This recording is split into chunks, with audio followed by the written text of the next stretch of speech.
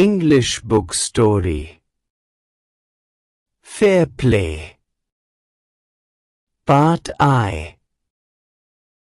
Jumman, Shaikh and Algu Chowdhry were good friends. So strong was their bond of friendship that when either of them went away from the village, the other looked after his family. Both were greatly respected in the village. Jumman had an old aunt who had some property. This she transferred to him on the understanding that she would stay with him and he would look after her. The arrangement worked well for a couple of years.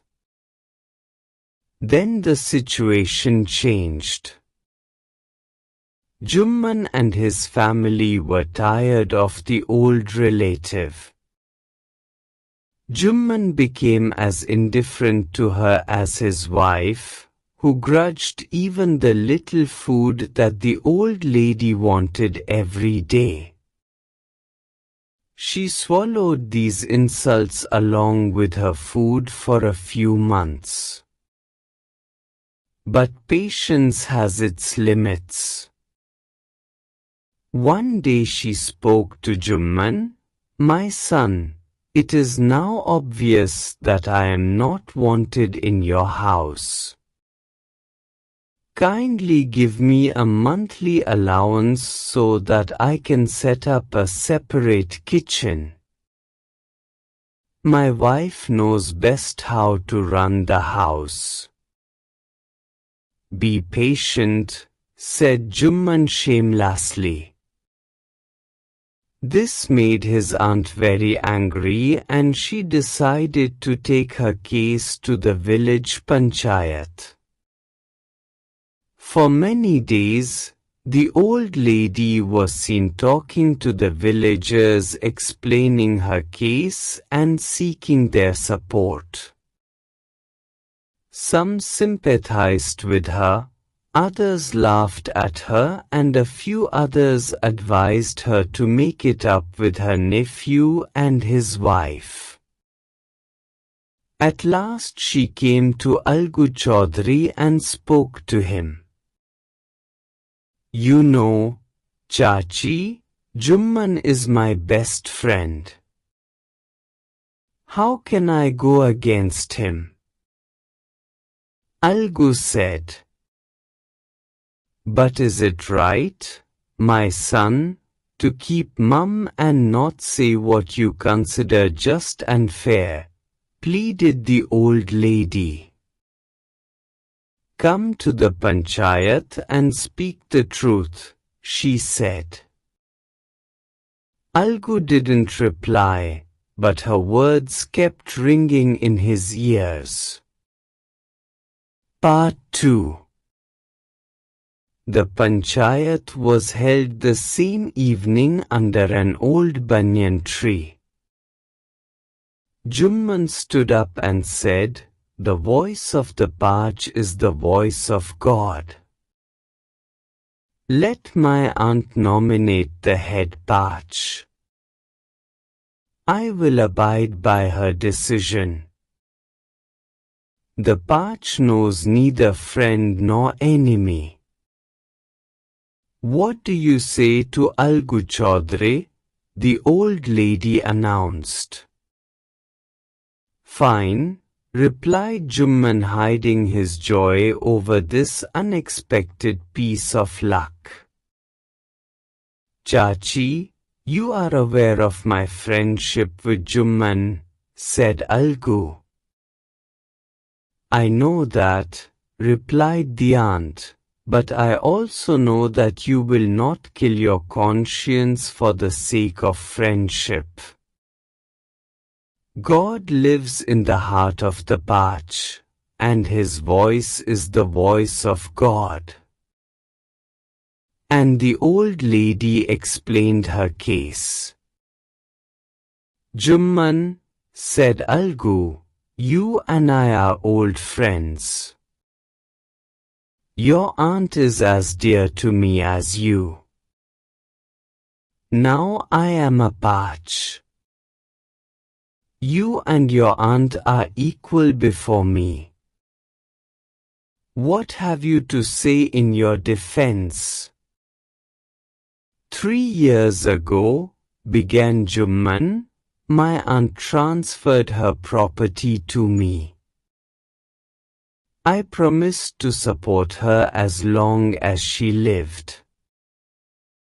I have done all I could. There have been a couple of quarrels between my wife and her, but I can't stop it. Now my aunt is claiming a monthly allowance from me. This is not possible. That's all I have to say. Jumman was cross-examined by Algu and others. Then Algu announced, "We have gone into the matter carefully. In our opinion, Jumman must pay his aunt a monthly allowance, or else the property goes back to her." Now, the two friends were seldom seen together. The bond of friendship between them was broken. In fact, Jumman was Algu's enemy and wanted his revenge. Part 3. Days passed and, as ill luck would have it, Algu Chowdhry found himself in a tight spot. One of his fine pair of bullocks died, and he sold the other to Samju Sahu, a cart driver of the village. The understanding was that Sahu would pay the price of the bullock in a month's time. It so happened that the bullock died within a month.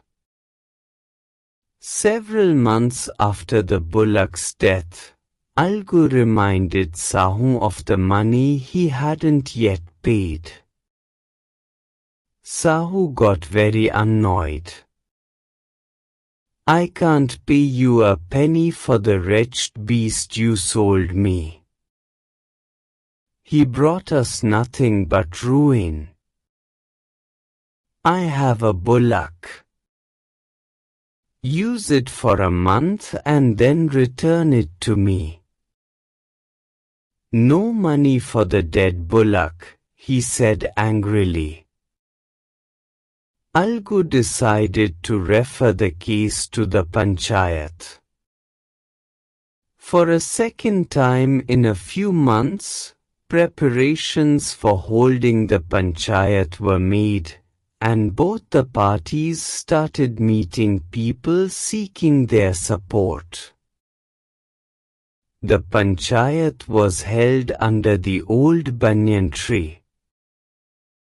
Algu stood up and said, "The voice of the parch is the voice of God. Let Sahu nominate the head parch. I will abide by his decision." Sahu saw his chance and proposed the name of Jumman. Algu's heart sunk and he turned pale. But what could he do? The moment Jumman became head parch, he realized his responsibility as judge and the dignity of his office. Could he, seated in that high place, have his revenge now? He thought and thought. No, he must not allow his personal feelings to come in the way of speaking the truth and doing justice. Both Algu and Sahu stated their cases. They were cross-examined and the case was considered deeply. Then Jumman stood up and announced, "It is our opinion that Sahu should pay Algu the price of the bullock." When Sahu bought the bullock, it suffered from no disability or disease. The death of the bullock was unfortunate, but Algu cannot be blamed for it. Algu could not contain his feelings. He stood up and said loudly over and over again, "Victory to the Panchayat. This is justice. God lives in the voice of the Pach."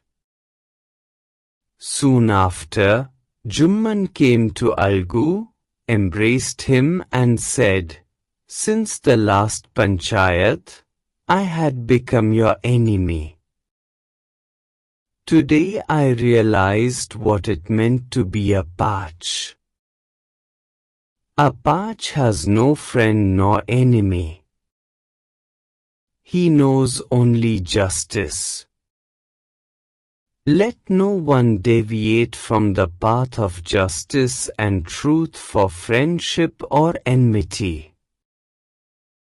Algu embraced his friend and wept. And his tears washed away all the dirt of misunderstanding between them. How did you like this video? Do tell us in the comments.